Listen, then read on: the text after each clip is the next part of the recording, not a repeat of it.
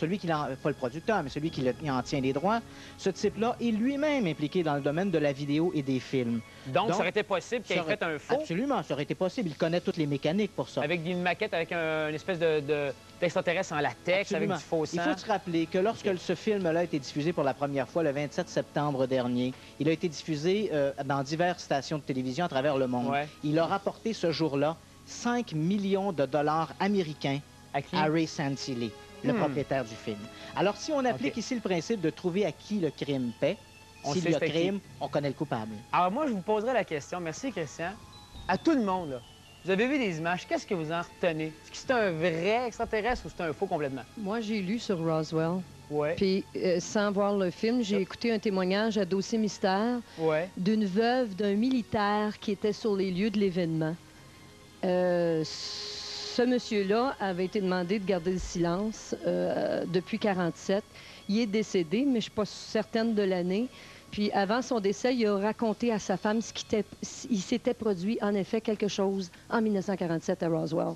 Ça m'a frappé, puis ça me frappe plus qu'un film.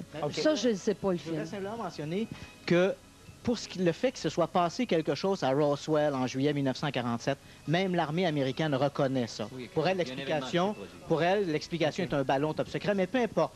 Il y a un fait. Quelque chose est tombé à Roswell en juillet 1947.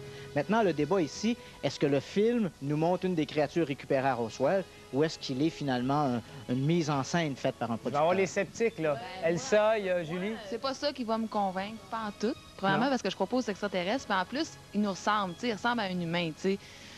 Puis pour toi, il ne pourrait pas nous ressembler? Non, parce qu'il y a ben trop, tu sais, c'est compliqué, là, qu'on ressemble à un humain, là, biologiquement, là, c'est complexe, ça, c'est à cause de l'eau, de l'air, de tout ça. Sur une autre planète, il faudrait qu'il y ait les mêmes composantes pour qu'ils nous ressemblent, tu sais, c'est quasiment impossible. Bon, ça, là, ça me convainc pas. Ça en plus, là, ça me fait haïr, tu sais, ça me fait... Cette argumentation-là, il faut quand même mentionner que sur le plan là, de l'évolution, l'anthropologie, etc., il y a tout un débat là-dessus. Cette argumentation-là ne repose pas, somme toute, sur grand-chose. Parce qu'il y a un débat là-dessus où il y a plusieurs anthropologues réputés qui croient que, quelle que soit la forme de vie dans l'univers, elle va inévitablement aboutir à une forme anthropoïde. Oui. Ou humanoïde. Donc, nous ressembler donc si les extraterrestres, il existe une école de pensée qui dit... Mais là, attendez, si les extraterrestres existent, ils nous ressemblent. Là où ça devient intéressant, ce document-là, c'est que pour moi, avec tous les cas que j'ai enquêtés, je ne reconnais pas ici la description du type gris comme tel. Et c'est là que moi, ça commence... Ou bien, il y a une volonté de nous amener un peu partout. Et ça, j'ai pas de problème avec la volonté. Et Jean-François peut en parler de la volonté. C'est nébuleux. Bon, bon. Mais moi, je veux revenir... Là, on a un exemple. Mais on a eu d'autres exemples. On entend parler des crop circles, les cercles céréaliers.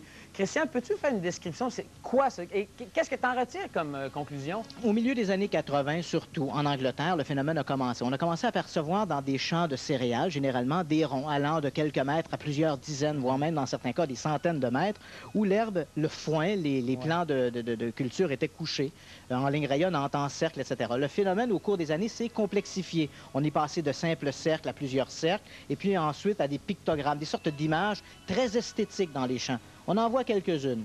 Bon, qu'est-ce que c'est exactement? Bon, au début des années 90, deux vieillards en Angleterre se sont prétendus les auteurs de ces cercles-là. Ça, je le crois pas. Mais rappelons-nous... J'aimerais ça poser une certaine question, moi. Ça, là, je me dis, là, c'est des affaires qu'on a déjà vues. Ça fait longtemps, moi, j'ai lu ça, d'un inexpliqué. J'ai pas besoin d'avoir la parole d'un ufologue pour m'expliquer des cercles comme ça, tu sais. Cet ovni-là qu'on voit, là, ce qui nous montre, qui nous fait passer pour un ovni, justement, là, ça date de 1947. Ouais. On est en 96 aujourd'hui. Il y a des cas qui sont plus récents que ça. Moi, je me dis, si... OK, c'est... En as-tu, par exemple, des cas, toi, récents? Il y en a plein. J'ai rencontré du monde. Il y en a plein de cas. Il y a du monde qui se sont fait enlever, qui viennent parler publiquement là, de ce qui se passe, là, qui disent... là. Oui, mais là, c'est parce qu'on peut juste se fier à sa parole, comprends-tu? Oui. Moi, je suis bien prêt à croire. J'aimerais mieux me fier à la parole d'une personne que, dans mon idée, dit la vérité, qui a les yeux clairs puis qui a du cœur, que de la science, qui veut nous faire croire n'importe quoi, qui veulent nous mentir aujourd'hui sur ce qu'on vit. Je trouve ça grave. Moi, je dis qu'il faut qu'il y ait une combinaison. Je trouve qu'il essaye de prouver, je m'excuse, il essaye de prouver des événements de 1947 pour revenir à aujourd'hui. Parce que s'il trouverait une preuve aujourd'hui, ça détruirait 50 ans d'histoire, puis le monde se leverait, puis il y en a une gang qui chialerait de s'être fait interner, de s'être fait passer pour des fous. Regarde, Julie, on va faire une pause, parce que je sais que tu es méfiante par rapport à ça. Mais justement, il y a sûrement des raisons qui font qu'on y croit pas, puis qu'on est méfiant. On fait une pause, je reviens tout de suite là-dessus, dans 2 minutes. Ce soir, écoute-moi, les extraterrestres, est-ce que c'est un rêve ou une réalité? Juste avant la pause, il y avait Julie qui était enflammée. Tu étais partie vraiment. Puis là, en plus, tu dénonçais la science et tout ce qui s'y rattache, l'armée. Pourquoi? Pourquoi t'en as pour eux autres? La science aujourd'hui, là, je vais dire, là, elle nous inculque un paquet de modes de pensée comme qu'eux autres. Ils voudraient bien qu'on pense, comprends-tu? Moi, ce que je vis puis ce que je vois autour de moi, là, c'est pas nécessairement juste ce qu'ils nous montrent comme le film de Roswell. Ça c'est vieux, c'est dépassé. Comme je te dis, ils essayent de prouver des affaires. Je comprends que la science essaye de prouver des événements, OK? Mais je pense que les preuves, ils les ont déjà. Je pense qu'ils nous désinforment, puis l'information qu'on a est comme bribée de mensonges et de vérités, parce que pour faire passer une menterie, il faut que tu donnes à quelque part des vérités, tu sais, OK? Oui, faut que tu Fait qu'il y a des comprennes petites vérités à quelque part là-dedans. Mais les vérités que je vois, moi, autour de moi, là, c'est du monde qui se font enlever. Il y a des... faut qu'il y ait des balises. Oui, parce que c'est si ça. t'as pas les Ils n'ont pas le balises, choix. là, c'est n'importe qui. Je pense qu'ils n'ont pas le choix de... Si, Laurent, si dans le cas de Suzanne... Pas tout le monde a la même question. Prenons le cas de Suzanne.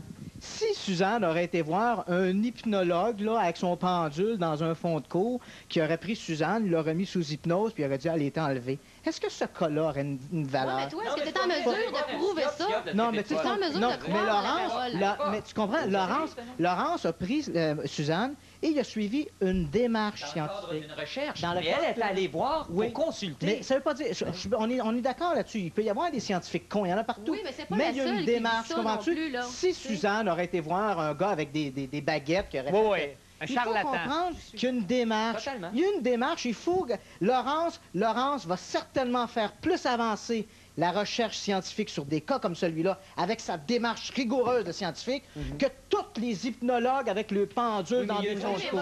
Mais juste est-ce qu'il va arriver un instant, pas tout le monde, Ils vont Julie? nous donner la preuve. Ça, Mais c'est la certain. science, en plus, il faut se mettre dans la tête que la science, elle est paresseuse. Parce que ça fait Elle 50 ne- ans qu'il aurait dû nous donner Vas-y, la preuve. Jean-François. J'essaie de parler depuis le début de Vas-y, de la vas-y. journée. Mais La là, parole en est à tout toi. cas, Bon, on parle souvent de conspiration, on parle souvent aussi du gouvernement qui veut cacher certaines choses. Sauf que, bon, ben, peu de monde ont soit des preuves ou quelque chose d'objectif. Bon, mais quand tu Peu de utilises une- monde. ont des- Informe-toi, il y en ont a des des- milliers ont partout des- dans le monde qui ont la preuve, eux Comme autres toi, qui sont la tu peux preuve me parler? vivante. Julie, de on ça. va laisser la parole à Jean-François. Je pense que tu vas amener un point. Tu as des preuves devant toi, tu as des OK. dossiers qui montrent. Disons que, bon, mais quand tu sais, aux États-Unis, il y a le Freedom of Information Act. Au Canada, on a le penchant qui s'appelle la loi sur l'accès à l'information, ce qui te donne le droit d'aller chercher de la documentation administrative dans divers, aux archives nationales et diverses agences gouvernementales, au OK. Centre national de recherche. Puis bon, mais Quelle sorte Des d'informations que tu aurais, toi, ici, qui pourrait peut-être bon, répondre aux questions de Julie? bon, mais tu sais, premièrement, on est sûr, je suis sûr et certain que, bon, l'armée américaine, l'armée canadienne étudie ces phénomènes-là qu'on appelle OVNI. De là à savoir qu'ils savent plus que nous autres. On n'a pas de preuve de ce ça. phénomène-là existe. Un instant, un instant.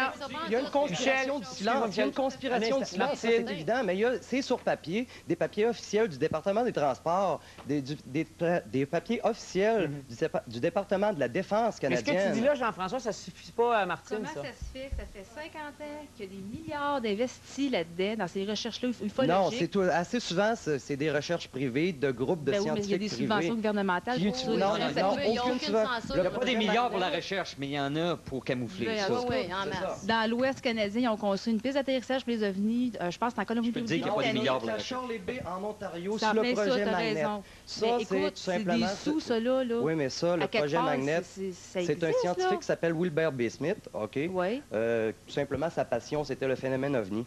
Il utilisait le matériel du département des transports gratuitement, mais c'était pas sponsorisé par le gouvernement canadien, par exemple. Mais sa Mais- conclusion était quand même, bon, on vit Alors, de- sur dans- ce dans débat, une on situation- continue. On fait une pause. On se retrouve dans 2 minutes. Extraterrestre, entre le rêve ou la réalité? Alors, on poursuit le débat, puis je donne la parole à Marie-Pierre. Vas-y. Oui, moi, j'ai premièrement une question à poser, puis une petite intervention. J'aimerais ça pour me faire interrompre entre les deux aussi. La première, c'est pourquoi les apparitions d'extraterrestres, ça n'arrive jamais en plein festival de jazz à Montréal devant 1,5 million de personnes. C'est toujours dans un champ Tout le temps éloigné. égaré, puis ça met en doute. Là, pourquoi ça arrive comme ça? Puis la deuxième chose, c'est que nous, on a été témoins, comme il y a eu un météorite dans un village sur la Côte-Nord où je demeurais, qui s'appelle Maliotenam. À un moment donné, Mon garçon, lui, il a été témoin de tout ça. Je me suis fait appeler par des scientifiques, des